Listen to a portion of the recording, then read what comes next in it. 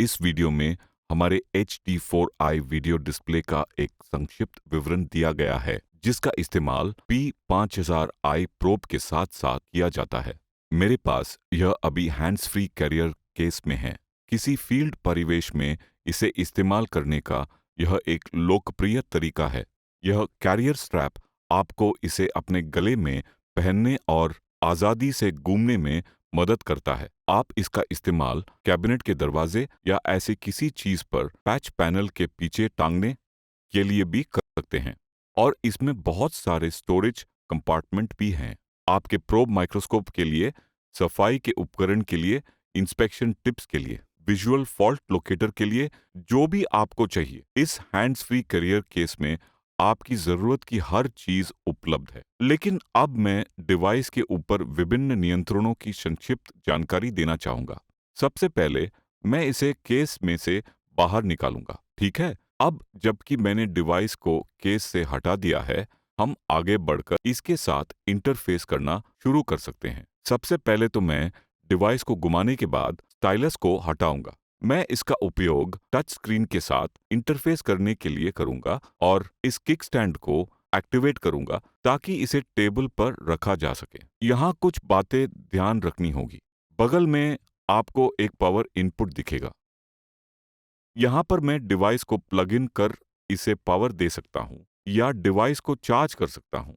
असल में इसमें एक रिचार्जेबल लिथियम आयन बैटरी है और इसमें कुछ USB इनपुट भी है। यहाँ एक माइक्रो USB इनपुट है जो आपको अपने PC को एडवांस सेटिंग्स की कॉन्फ़िगरेशन करने के लिए कनेक्ट करने की अनुमति देता है। और साथ ही दो स्टैंडर्ड USB इनपुट भी हैं जिनका इस्तेमाल केवल अन्य टेस्ट उपकरणों को कनेक्ट करने के लिए किया जाता है। इसमें बाहरी डेटा या कुछ भी स्टोर करने की कोई क्षमता नहीं होती है। इसके इस्तेमाल से केवल प्रोब माइक्रोस्कोप के साथ इंटरफेस किया जाता है। तो आइए अब एक नज़र यहाँ इन नियंत्रणों पर डालते हैं। हमारे पास एक होम स्क्रीन है। चाहे आप जिस भी एप्लीकेशन में हो, होम बटन दबाने पर वह इस व्यू में वापस लौट आएगी जहां हम अभी हैं।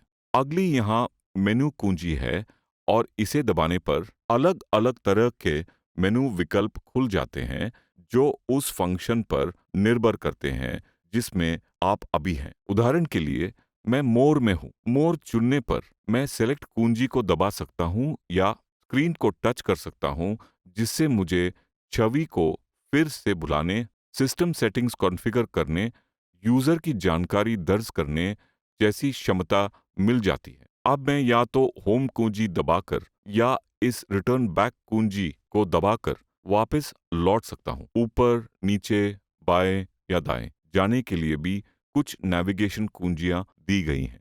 यहाँ एक सेव बटन है और फिर एक इनपुट सेलेक्ट कुंजी भी है जो कोई एप्लीकेशन के बीच टॉगल करने की अनुमति देती है। मान लें कि मैं दो प्रोब प्लगइन या ऐसा ही कुछ करता हूं और फिर आखिर में आपका पावर बटन है। लेकिन चलिए आगे बढ़ते हैं और निरीक्षण शुरू करते हैं। मैं या तो स्क्रीन को टच कर सकता हूं या इसे यहां से चुन सकता हूं। अब मैं आगे बढ़कर स्क्रीन को टच करने जा रहा हूं और जिसके बाद फाइबर निरीक्षण एप्लीकेशन खुल जाएगी।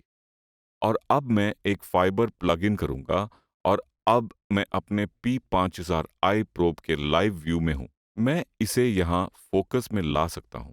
मैग्निफिकेशन टॉगल करने के लिए मैं इस बटन को दबा सकता हूं, लेकिन मैं आगे बढ़कर अपना टेस्ट शुरू करना चाहता हूं। लेकिन इससे पहले कि मैं ऐसा करूं, मुझे निश्चित करना होगा कि मेरे पास स्वीकृति के लिए सही मानदंड हो। और ऐसा करने के लिए मैं मेनू कुंजी को दबाऊंगा और यहाँ कुछ विकल्प उपलब्ध हैं।